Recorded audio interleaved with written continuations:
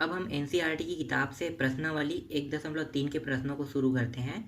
प्रश्नावली 1.3 के प्रश्नों में हमें अपरिमेय संख्या सिद्ध करना है। तो पहले हम ये जान लेते हैं कि परिमेय संख्या और अपरिमेय संख्या क्या होता है, क्योंकि जब भी हम ये प्रश्न बनाएंगे तो परिमेय संख्या, जब भी अपरिमेय संख्या ज्ञात करना होगा तो हम अपरिमेय संख्या को परिमेय संख्या मान के सिद्ध करेंगे, तभी हम प्रश्नों का हल निकाल पाएंगे, वरना नहीं। तो इसे ज्ञात करने के लिए हमें परिमेय संख्या और अपरिमेय संख्या को जानना ज़्यादा जरूरी है। तो यहाँ पे हम जान लेते हैं परिमेय संख्या को। परिमेय संख्या को व्यक्त करते हैं P/Q के रूप में, जहां Q का मान कभी भी 0 प्राप्त नहीं होना चाहिए। और जो परिमेय संख्या है उसे कैसे लिखा जाता है, 1/2, 5/3, 2/7। तो इस तरह से जो बटा में प्राप्त होता है ये सब क्या है, परिमेय संख्या है। और अपरिमेय संख्या,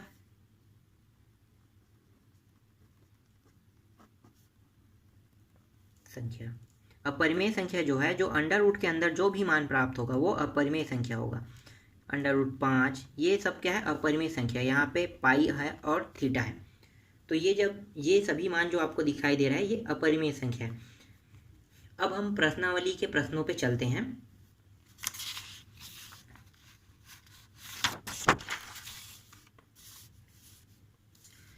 प्रश्नावली 1.3 का जो पहला प्रश्न है वो है, सिद्ध कीजिए कि √5 एक अपरिमेय संख्या है। तो जब भी अपरिमेय संख्या निकालेंगे तो हमें क्या करना है, उस अपरिमेय संख्या को परिमेय संख्या मान के हल करना है। तो यहाँ पे जो √5 है उसको हम मान लेते हैं, माना √5 एक परिमेय संख्या है। परिमेय संख्या को हम व्यक्त किससे करेंगे, तो परिमेय संख्या जो है उसको व्यक्त करते हैं, जब इसको हमने परिमेय संख्या माना तो √5 को हम व्यक्त कर सकते हैं P/Q के रूप में, जहाँ P/Q क्या होगा, जहाँ P/Q तो Q नॉट इक्वल 0 होगा। यहाँ तक आपको समझ में आ गया। अब यहाँ पे लिखो, जहाँ P और Q सहअभाज्य संख्या है।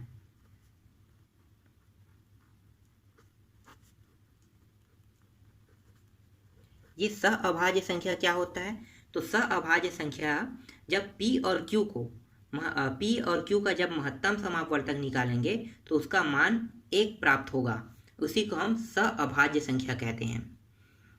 अगर 1 के अलावा P और Q का मान 1 के अलावा 2, 3, 4, 5 अगर इस तरह से आगे बढ़ते जाए, कुछ अलग मान प्राप्त हो रहा है, तो यहाँ पे जो संख्या है वो सब के सब क्या होगा, अपरिमेय संख्या होगा। जब भी P और Q का मान 1 प्राप्त होगा तभी क्या प्राप्त होगा, परिमेय संख्या होगा। ठीक, ये आपको समझ में आ गया। अब आगे बढ़ते हैं। अब हम क्या करेंगे, अब जो ये दोनों मान हैं, ठीक है, √5 और P/Q दोनों को वर्ग कर देंगे। तो यहाँ पे लिखो, दोनों पक्षों को वर्ग करने पर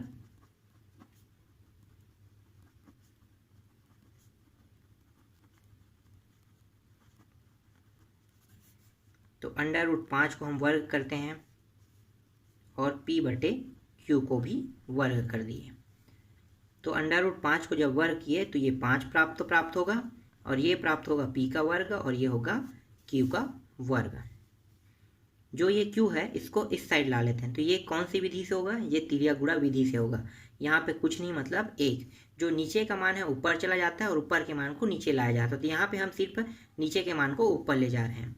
तिर्यक गुणा में देखो ऐसा होगा और ये इसके साथ गुणा होगा, तो 5 गुणित Q का वर्ग, और यहाँ पे आ गया P का वर्ग। 1 गुणित P का वर्ग होगा तो P का वर्ग ही आएगा। इसको हम दे देते हैं समीकरण 1।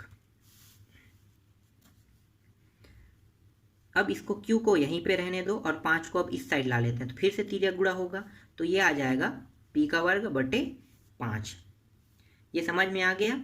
यहाँ पे कुछ नहीं मतलब 1 है, यहाँ भी कुछ नहीं मतलब 1 था, तो ये ऊपर से नीचे आ गया तिर्यक गुणा होके, तो ये Q² इक्वल P²/5 मिल गया। इसके बाद अब ये आगे हल नहीं हो रहा है, तो हम यहाँ पे इसके बारे में थोड़ा सा लिखेंगे। तो यहाँ पे लिखो, चूंकि यहाँ पे देखो जो p का वर्ग है इसे भाग कौन दे रहा है 5, तो p के वर्ग 5 से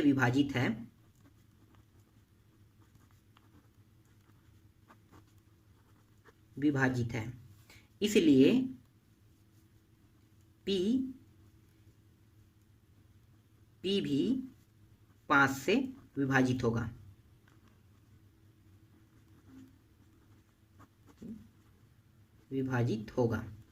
इसको आप समझ लो, ठीक है। थोड़ा सा p का वर्ग अगर 5 से विभाजित है तो p भी 5 से विभाजित होगा। ये कैसे होगा? अगर मान लो p का वर्ग यहाँ पे कितना है 25 मान दिया है, और 25 को अगर मैं 5 से भाग दूँ तो कितना प्राप्त हो रहा है 5। ये समझ में आ गया? p का मान p का वर्ग को अगर मैं 5 से भाग दूँ तो 5 प्राप्त हो रहा है।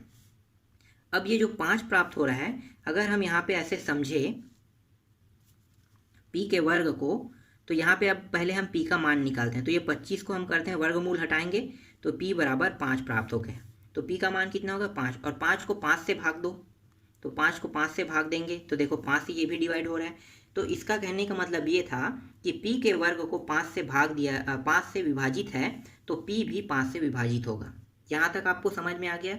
यहाँ पे मैं आपको बारीकी से इसलिए बता रहा हूँ क्योंकि आपको थोड़ा भी कन्फ्यूजन नहीं होना चाहिए इन प्रश्नों को बनाने के लिए, इसलिए मैं यहाँ पे आपको बारीकी से बता रहा हूँ। अब इसके बाद आगे हल नहीं होगा, तो अब हम क्या करेंगे? अब हम यहाँ पे कुछ जो p है और 5 को लेकर हम कुछ मानेंगे। थोड़ा सा आगे बढ़ा लेते हैं। यहाँ पे अब मान लेते हैं, मान लिया कि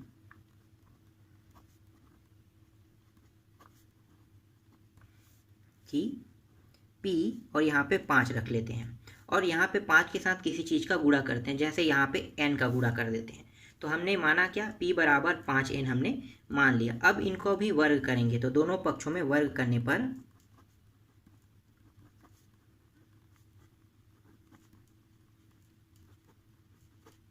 वर्ग कर दो, तो ये हो गया p का वर्ग, और यहाँ पे आ गया 5n। जो p का वर्ग है, सॉरी यहाँ पे 5 का वर्ग होगा तो ये 25 और n का वर्ग हो जाएगा। अब समीकरण 1 से हम क्या करेंगे? यहाँ पे आप थोड़ा सा देख लो समीकरण 1 को।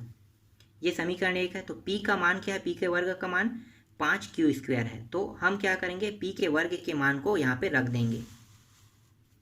तो यहाँ पे लिखो समीकरण 1 से p² के मान को रखने पर, तो उसका मान कितना था? उसका मान था 5q² इक्वल 25n का वर्ग। अब यहाँ से जो 5 है उसको इस साइड ला लेते हैं तिरिया गुणा करके, तो यहाँ पे बच गया q का वर्ग 25/5 और ये n का वर्ग। यहाँ पे कट गया 5 एकम 5 पंचे, तो यहाँ पे बचा q का वर्ग बराबर 5n का वर्ग मिल गया। अब ये 5 को फिर से हम इस साइड ला लेते हैं, तो q का वर्ग अपान 5 नीचे में आ गया और ये बच गया n। अब यहाँ पे आगे हल नहीं होगा, तो अब हम क्या करेंगे? यहाँ भी इसके बारे में थोड़ा सा डिफिनेशन लिखेंगे। तो यहाँ भी लिख लो, चूँकि यहाँ पे क्या है? q है ना, तो q का वर्ग 5 से विभाजित है,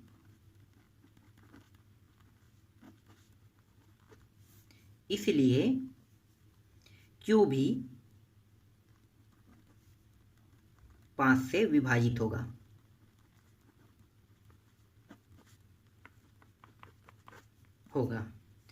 अब यहाँ पे समझने वाली बात ये है, जो थोड़ा सा बाकी है उसको मैं यहाँ पे साइड पे लिख देता हूँ, ठीक है? नीचे जगह नहीं है इसलिए।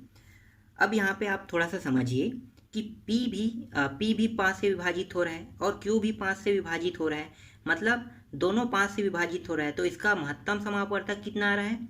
5 आ रहा है। और हमें महत्तम समापवर्तक कितना लाना था परिमेय संख्या सिद्ध करने के लिए? 1। तो क्या ये संख्या परिमेय संख्या है कि अपरिमेय संख्या? तो ये अपरिमेय संख्या है। तो इसके बाद अब यहाँ पे आप यहाँ पे लिखो उसी चीज़ों को जो मैंने अभी बताया है। चूँकि p व q दोनों 5 से विभाजित है,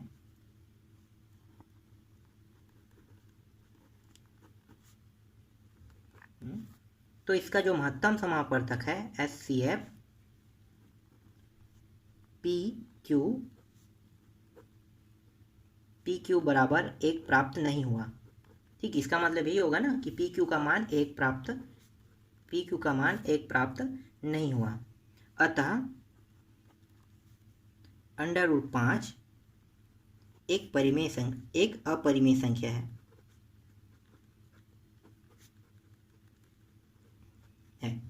इस तरह से ये प्रश्न क्रमांक 1 कंप्लीट हो गया। आशा करता हूँ कि ये आपको अच्छे से समझ में आया होगा। प्रश्न क्रमांक दूसरा है, सिद्ध कीजिए कि 3 + 2 √5 एक अपरिमेय संख्या है। हम क्या करेंगे, इस अपरिमेय संख्या को भी परिमेय संख्या मान के हल करेंगे। देखो यहाँ पे माना 3 + 2 √5 एक परिमेय संख्या है।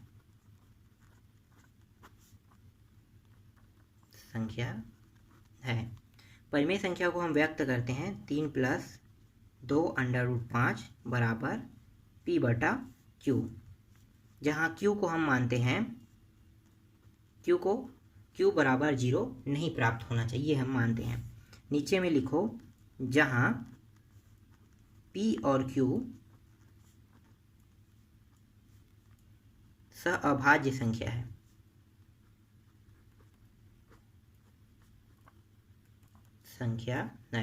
सहअभाज्य संख्या आपको समझ में आ गया होगा कि जब भी हम p और q का महत्तम समापवर्तक निकालेंगे तो हमें मान 1 प्राप्त होगा, तब ये परिमेय संख्या होगा, और 1 के अलावा अगर कोई अलग मान प्राप्त होगा तो वो अपरिमेय संख्या होगा। अब आगे इसको हल करो। तो ये वाला जो प्रश्न है वो थोड़ा सा अलग हल होगा पहले वाले प्रश्न के मुकाबले। तो यहाँ पे जो 3 है इसको हम इस बार पक्षांतर कर देंगे। तो यहाँ पे आ गया p/q और 3 को इस पार लाए तो ये माइनस हो जाएगा प्लस से, और इस साइड क्या बचा, 2 √5 बचा। अब यहाँ पे हम तिर्या गुणा नियम लगाएंगे। अभी एक बार पक्षांतर लगाए, अब यहाँ पे तिर्या गुणा करेंगे। क्यों? क्योंकि ये जो 5 √ है वो अकेले हो जाए। तो ये p/q -3, और ये 2 को अगर तिर्या गुणा करके लाते हैं तो इन सबको भाग देगा, तो ये डिवाइड के रूप में आ गया। और यहाँ पे बचा क्या, √5।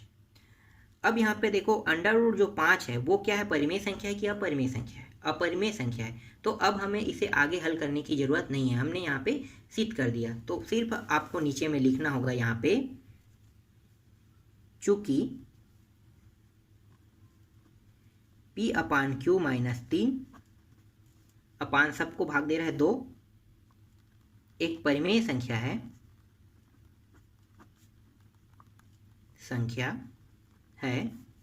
वह हम जानते हैं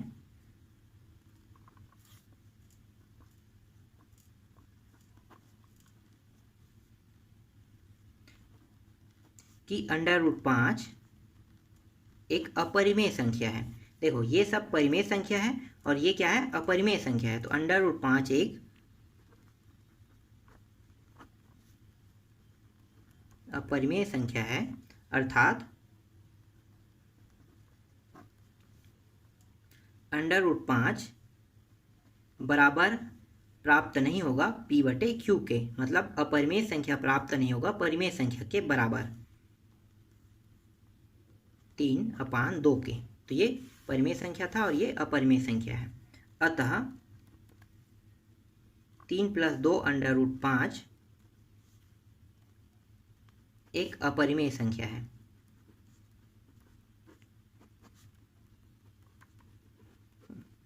बस हमें इतना ही इसमें सिद्ध करना था।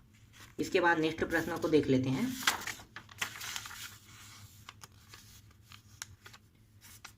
प्रश्न क्रमांक 3 है, सिद्ध कीजिए कि निम्नलिखित संख्याएं अपरिमेय संख्या है। इसमें पहला है 1/√2। इसे भी हम क्या करेंगे, परिमेय संख्या मान के हल करेंगे। तो यहाँ पे लिखो माना 1/2 1/√2 एक परिमेय संख्या है।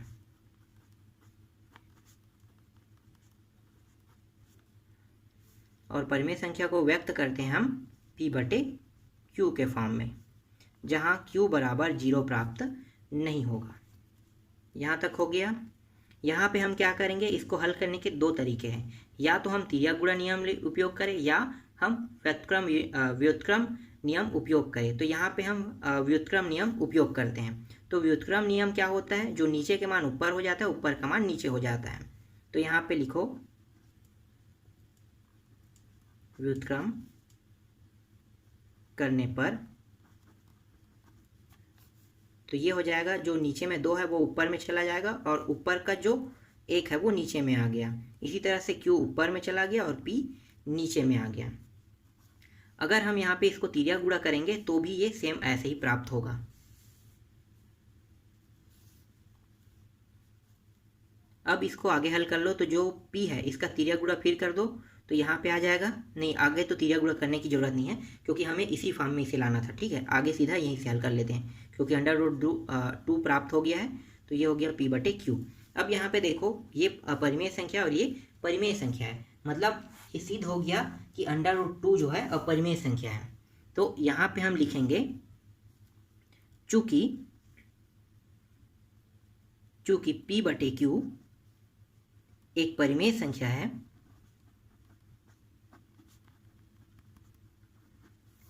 वह हम जानते हैं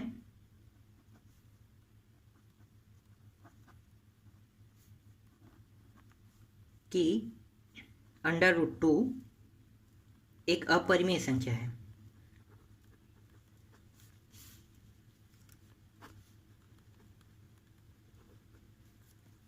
अर्थात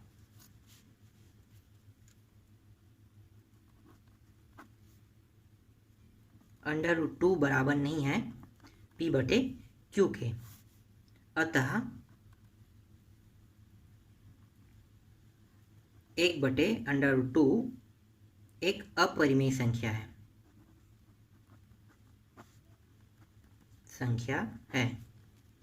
तो इस तरह से ये प्रश्न क्रमांक 3 का पहला भी बन गया। अब प्रश्न क्रमांक 3 का दूसरा देख लेते हैं। सेम ऐसे ही बनेंगे सभी प्रश्न।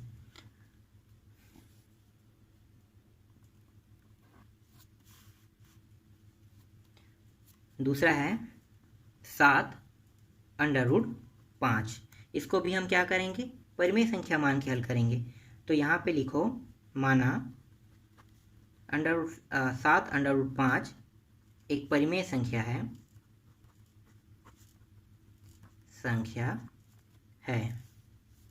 तो 7√5 को हम व्यक्त करेंगे P/Q के रूप में, जहाँ Q बराबर 0 प्राप्त नहीं होगा। ये जो 7 है इसको तिर्यक गुणा करके इस साइड में ला लेते हैं। तो यहाँ पे बचेगा 5 और ये हो गया P/Q और ये हो गया यहाँ पे 7Q। ठीक है, 7 × Q हो जाए गुणा होके, तो ये आ गया। ये देखो √5 जो है वो अपरिमेय संख्या और ये पूरा मान परिमेय संख्या है। तो यहाँ पे फिर से लिखो, चूंकि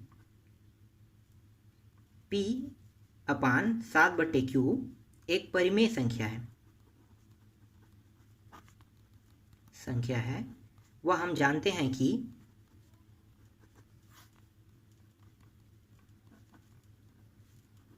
√5 एक अपरिमेय संख्या है।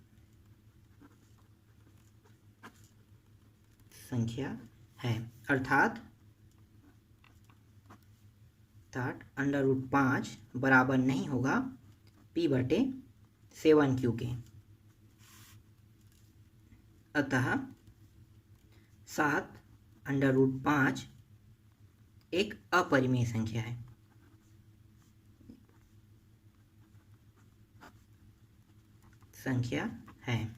ठीक, ये भी सिद्ध हो गया अपरिमेय संख्या। इसके बाद जो लास्ट प्रश्न है वो अब आप लोग बना लोगे, तो उसे मुझे बताने की ज़रूरत तो अब नहीं है।